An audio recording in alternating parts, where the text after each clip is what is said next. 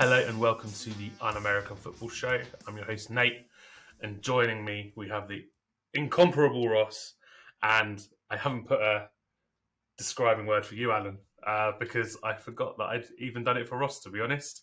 So I'm just going to leave it at Alan fucking Woods. There's no other better way to say it. Lads, what's the crack? Not a lot. Looking forward to another week of great football. I like that you put more effort into my intro than Alan's, personally. So we're already off to a good start. I got more words. That's true. That's because you have to make them up on the spot. Oh shit! Yeah, no, it's that's what happens when you write a script for yourself at like 3 a.m., isn't it? Words just don't form. Not really any reason to go through the rules again, quite frankly. If you haven't got it by now, you'll catch up eventually. We're just going to quickly run through our week 2 games and see how well we did or didn't do. It's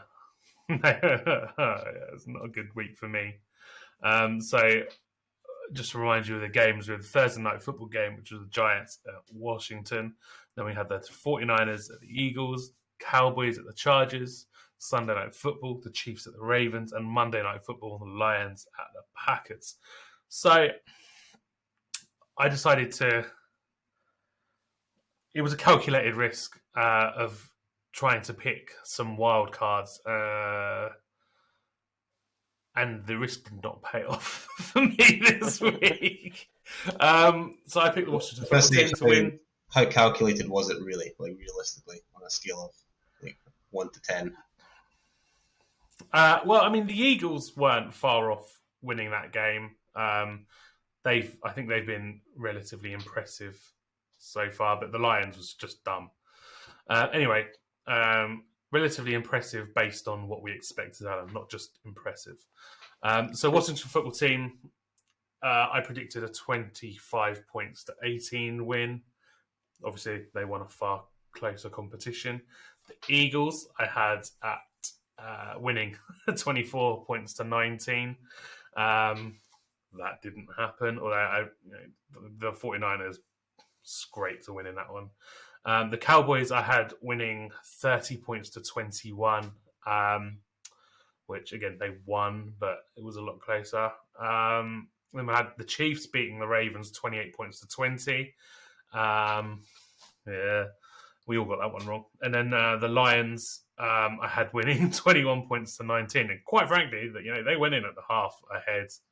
But as Alan likes to say, Aaron Rodgers, you just can't rule him out. Like, no, you got to back him. And I didn't. And then for my fantasy point scorer pick, I went with Dak Prescott, whose offense around him, he and the offense basically shut the bed and scraped a win. So, I'm not sure I agree with that statement. You wouldn't. But yeah, Dak. He was incredibly efficient. He just didn't throw any touchdowns. Yeah, so he didn't win me the points. To be fair, the winner was always was no one was going to come close to him this week. So it is what it is. So yeah, from my exploits this week, I achieved a paltry 3 points, taking my total to 9 for the season. Oh, dearie me. Go on, Alan. So I had the Giants winning. I thought it'd be close. Only a few points in it. And yeah, it was a point, wasn't it? In the end. Yeah. So, again, 2 weeks in a row, I've gone for the underdog on Thursday night football. And last second field goals have snatched sneaky underdogs wins away from me. So, I'm happy with those selections. I had the 49ers winning. They didn't win by quite as much as what I said. I had them winning 24-13. I had the Cowboys winning. Expected a higher scorer game than it actually was, but got the Cowboys, so that was good. As you said, we all got the Chiefs wrong. What a game that was. And the Packers, I expected that blowout. But I must say, I was watching that game, I got to halftime, I thought, my God, Jared Goff looks good, but they've built an offense that actually works for Jared Goff. His touchdown pass And to then- Hawkinson was amazing, wasn't it? Really good. And then second half happened, unfortunately. So, and then my fancy pick was Aaron Jones. And it was Aaron Jones that was the top scorer. So, all 3 points. Yeah, smashed that one. Yeah, absolutely smashed that one. When I saw him going for his third touchdown, I was like, "Oh, for fuck's sake!" Because I knew you picked him, and I was like, "God, Allen's going to be unbearable." But no, you actually haven't been. You've been very very modest in your victory of the week. Yeah, and moving on, because we don't want to talk about Alan's predictive powers any longer than we have to. I did also pick Washington on Thursday Night Football. They did win a really entertaining game. These primetime games have been quite incredible so far this year, and that was just another one. I expected a bigger victory from Washington than it actually was in the end. San Francisco, I thought they were going to win by 2 scores as well, but they only won by 1 score in the end. A late Philly touchdown kind of annoyed me a lot in that regard. And then the Cowboys Chargers, I bucked the trend in picking the Cowboys. I went for the Chargers in a really high scoring affair, 33-30, and it was not a high scoring affair. Both offense kind of were quite stuttering, I thought. Quite stop-start. As efficient as Prescott was, there was definitely a lack of an explosive element to the offense, I thought. And for the Chargers as well, to be fair. So Cowboys took that one. Chiefs Ravens, what a game. We all picked the Chiefs. I thought it was going to be less high scoring than it was in the end. Lamar Jackson kind of was as explosive as we've seen him at his best in previous years. And then Lions Packers, I picked that blowout as well. That second half kind of was how I thought the whole game would go. So credit to the Lions for keeping it tight until the halftime, but they couldn't quite make the adjustments that Green Bay made. And so I'll take those points very happily. And then I picked Justin Herbert. Similar thinking, I assumed, to Nate. I thought the Cowboys-Chargers game was going to be a very high-scoring affair, lots of touchdowns. Both secondaries are questionable. They just weren't questionable on Sunday, as it turned out. Turns out 2 bad secondaries going against each other actually makes each of them good. I don't know how that works out. But here we are. So Herbert and Prescott didn't work out for either of us, Nate. Well, Allen gets to bask in the glory of that is Aaron Jones. Hang on. There's a thing here we can do.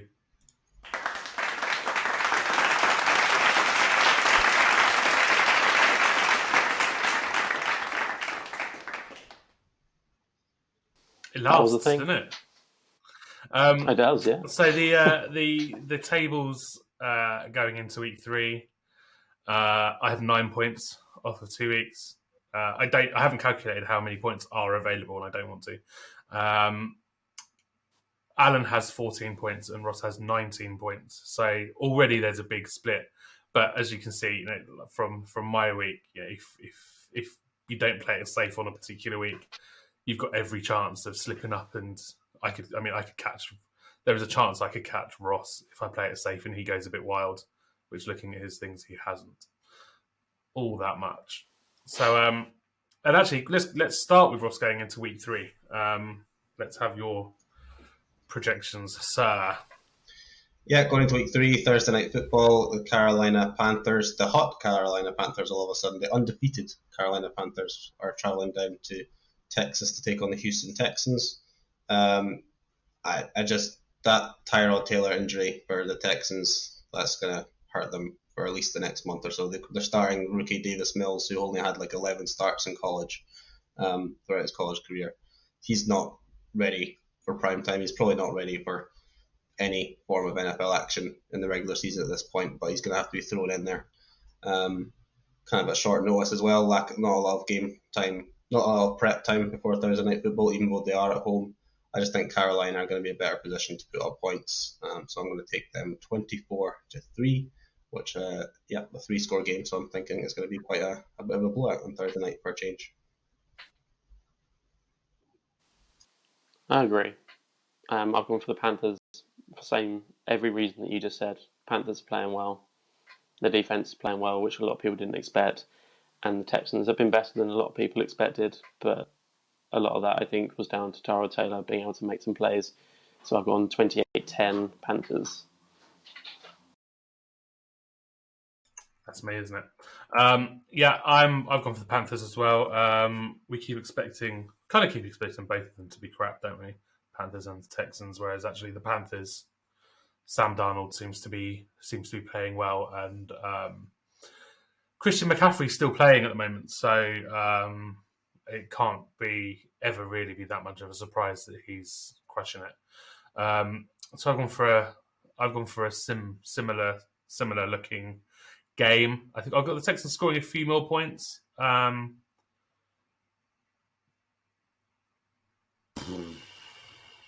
But that was without thinking about Tyrod Taylor not playing. It's a weird feeling to be thinking, oh, Tyrod Taylor's playing, maybe they won't score that many points. In your defence, I still don't trust Sam Darnold to not throw a couple of or at least one interception, make a mistake at some point. He's been I wouldn't say he's been flawless through 2 games. He's been fine. They scheme receivers open in that offense. They've got Matt Rule's really good at. His scheme is one of the best in the league at this point. At least scheming receivers open and creating yards where the quarterback doesn't have to do too much. But I still don't trust Sam Darnold fully to not make some mistakes. So maybe Houston can pick up a few more points than I have them going for. Yeah. So I think I'm going to go with the Panthers 28 points to 12, not 15. I don't think the drop off is going to be that significant, but I think they're going to struggle. It might genuinely be 4 field goals that get them those points. I'll continue on. The Chargers at the Chiefs Sunday 6 p.m. I'm going with the Chiefs, obviously. 15 points to 33. I just think Chiefs, home field. I've not been that impressed with the Chargers overall just yet. I think the Chiefs' dodgy defense should handle the Chargers at the moment. Yeah, maybe we'll see Honey Badger pick 6 as well. Chuck that in there. Yeah, I've gone Chiefs as well. I think it follows that same sort of theory that stars don't let their team lose 2 games in a row. And the Chargers, they just lost at home to a Cowboys team, which isn't all that great. So, yeah, I don't see the Chargers losing to Cowboys at home and then being able to pull off a win on the road at Arrowhead. So I've gone 20 points to 30 to the Chiefs. This was the game that I slithered on the most because I can see the Chargers coming back from that defeat and Herbert putting it all together against the Chiefs, who haven't been scary on defense. I do have the Chargers scoring a few points, so as soon as you put a good offense like that on the field and they are scoring some points, anything can happen. I just have the Chiefs outpowering them just a little bit. 34-24. I just think Herbert's going to make a few more mistakes than Patrick Mahomes. I trust Mahomes just that little bit more. But this is one of the ones I'm really not that confident on because I can see the Chargers going into Arrowhead and making it a close game, especially because it's not, that Chiefs crowd's going to be loud, but it's not a primetime game. They're not going to be all as raucous as they can be on a primetime game. So I don't know. I could go. Divisional games are always weird, so I could see this one being a little bit closer than even I had put it. But I've got 34-24 for the Chiefs at the moment, and I might regret that one. Go on.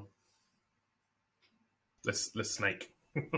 I'm going for the snake order. So we've started the snake, so let's finish the snake.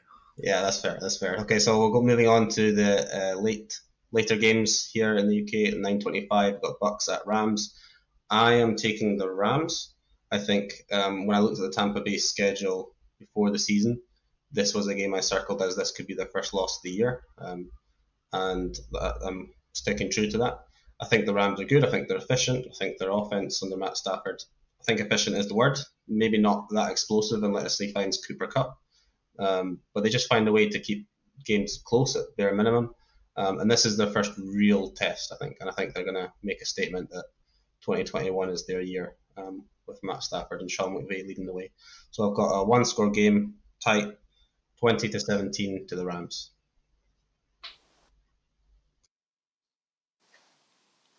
I mean, I like the Rams. I think they're a good team. I think they could go a long way this season, but I'm still not convinced they'll beat the Buccaneers. I think, especially, we will talk about the Buccaneers front seven and how great they are on defense, and for the Rams, they've potentially not going to be without Darrell Henderson this week, who was already their second choice running back. So they'll be on to Sony Michel, who is no slouch, but we're just dropping back further and further in their run game. I think they'll struggle to establish the run.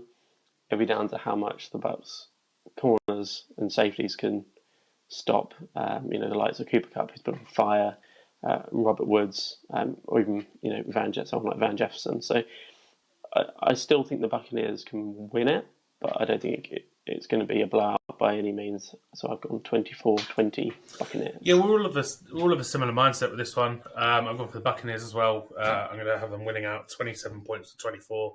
So we've all gone for really close games. I think, as Allan said, with their run game progressively getting worse due to injury, not just because they suck.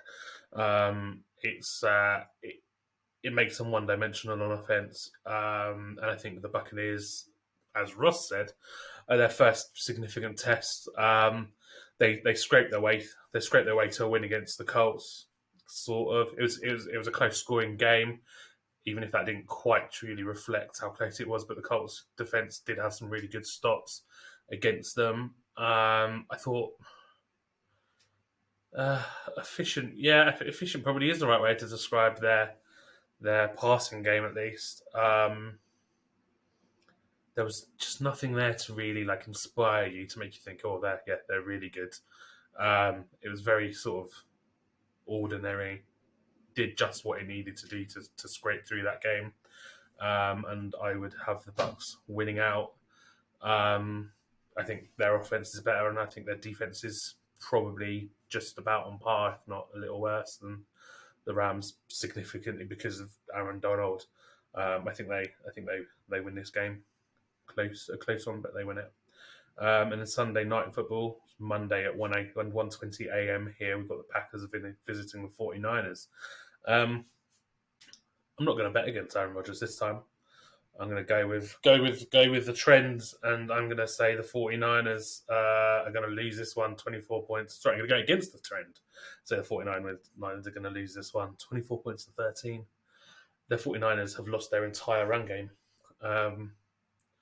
So it means they're going to go through the air. We could see Brandon Ayuk wake up finally, but so far he's done absolutely fuck all this season.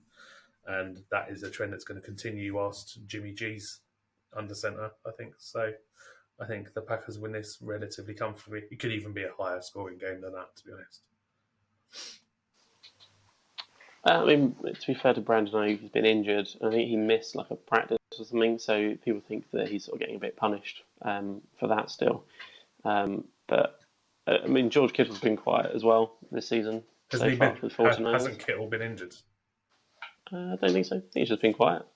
He's been injured most of his career. I'm sure I saw something that said he was due to return week 3. No, I don't think so. You can give it a Google if you like while I'm just talking about it. But and the 49ers, the backfield is a bit banged up. But Elijah Mitchell, I think, is expected to play. He's only day to day. He had 100 yards on his professional debut. So even though they're on backups, Shanahan offenses just run differently to most others.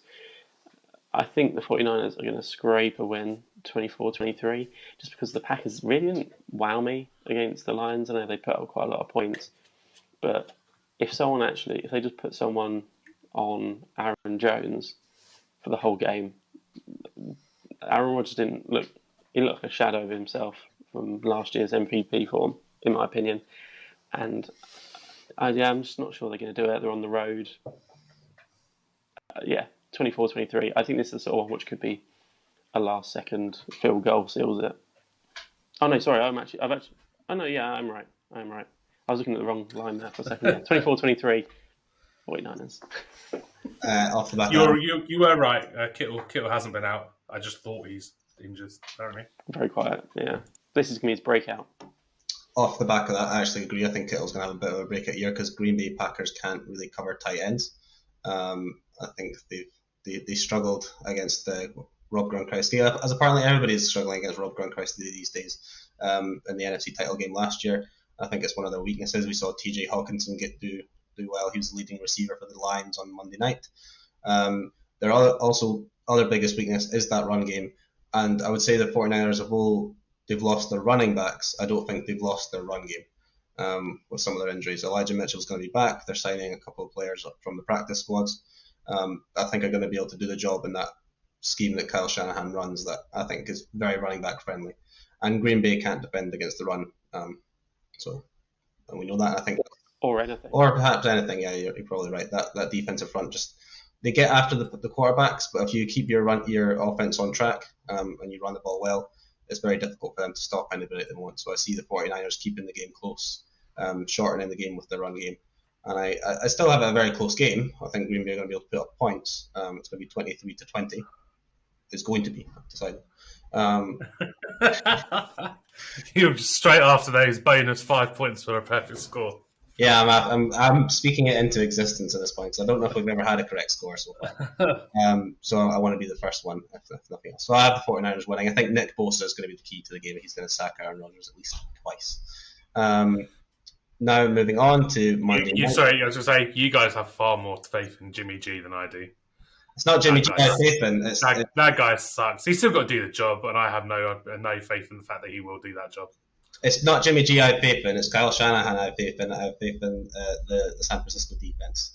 I think even if the running game is struggling from the running backs with Jimmy G in there, bring in Trey Lance, run some read options, and we'll get things going, kickstart the offense. I think that's probably the move that he's thinking about if things slow down. Won't happen, but let's move on. When it's a prediction, doesn't matter. We'll forget about this by next week. Okay, so Monday Night Football, Eagles at Cowboys, big game for Allan's Cowboys. I have them winning. I do think the Eagles are better than we thought they were going to be. I think Jalen Hurts is fine. He can create some plays with his feet, with his legs, maybe, and his feet. And he's a decent passer as well. I think they've got good offensive line and a good defensive line as well, which keeps games close. But here, I think the Cowboys are just going to have a little bit too much for them. And I've got them winning 27-14. Yeah, I like this. I like all the Cowboys support in the recent weeks after week one. Yeah, I've gone for Feels so Cowboys dirty. as well. That's no surprise. It's no surprise, is it, that I've gone for Cowboys. I think one thing that's important to remember here is that the Cowboys have come off back-to-back road trips against the defending champions and a team that a lot of people have been hyping up pre-season in the Chargers, both on the road. First game back at Jerry World this year, so to sort of be one-on-one in that situation, I think they've got some momentum.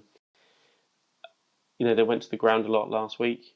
Both Tony Pollard and Zeke, I think they both had 100 yards from scrimmage total. I don't expect them to go quite so run heavy this week because, as Ross says, I think their D-line is probably better than our O-line in parts. Maybe not in the Zach Martin or Tyron Smith part, but in the middle, definitely. So I think the Cowboys are going to put up some points, hopefully be a little bit less stuttering in the red zone. But I've gone 27-17 to the Cowboys. I agree, the Eagles are better than we thought they were going to be. But I still think they've got enough to get the win. Yeah, there's not really much that either of you have said about this game that's wrong. The Cowboys are a better unit than the Eagles, but it's closer than I think anyone would have thought. I think if this game had been week one, I'd have probably told you it was going to be 43 points to 3 or something. I'm pinning my hopes on Amari Cooper not being out. That rib injury, even if he does play, that rib injury could keep him to a quiet day. Seeing limited snaps because it's a real bitch to move on from. Rib injuries seem to linger a lot. And again, I think, Alan, you're right. I don't think we're going to see this week's most benched high-scoring player in Tony Pollard.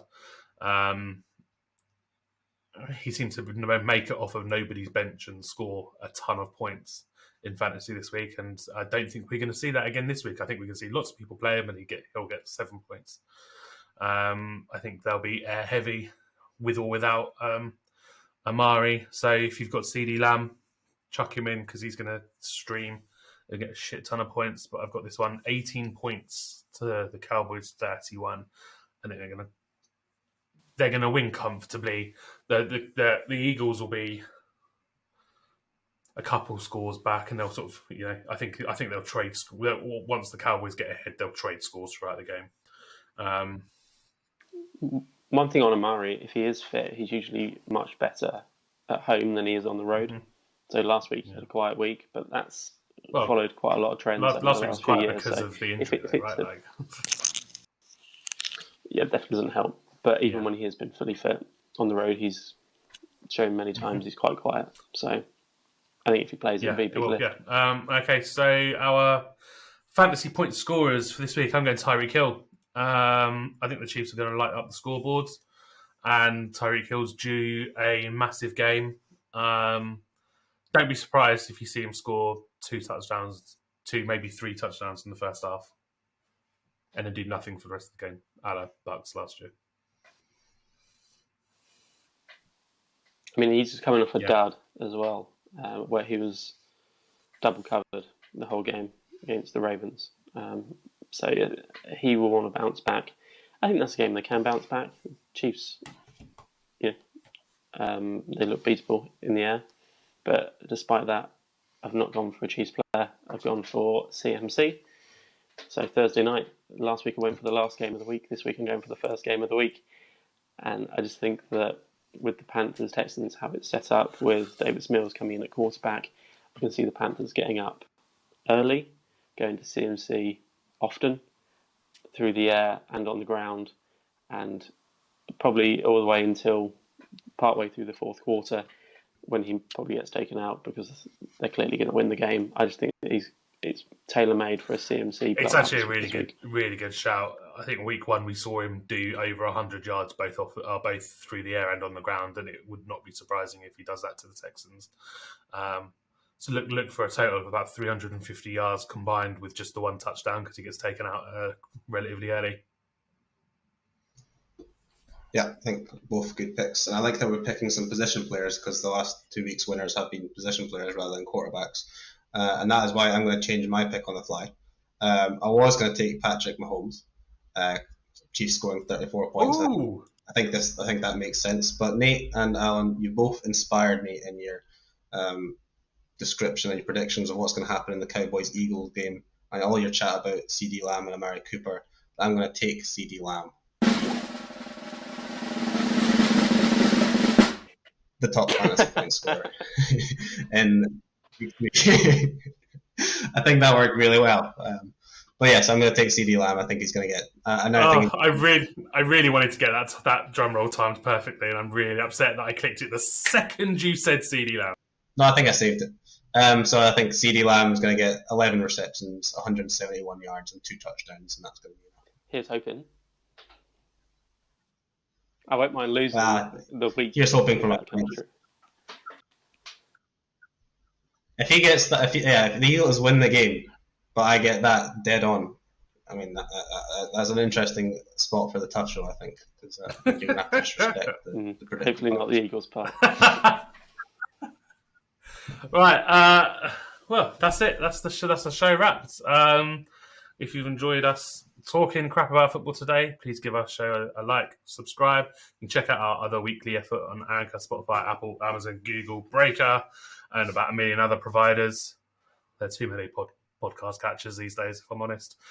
But yeah. Anyway, you can get a good podcast. We're there. So it's thanks from us here, and we'll see you next week. Goodbye.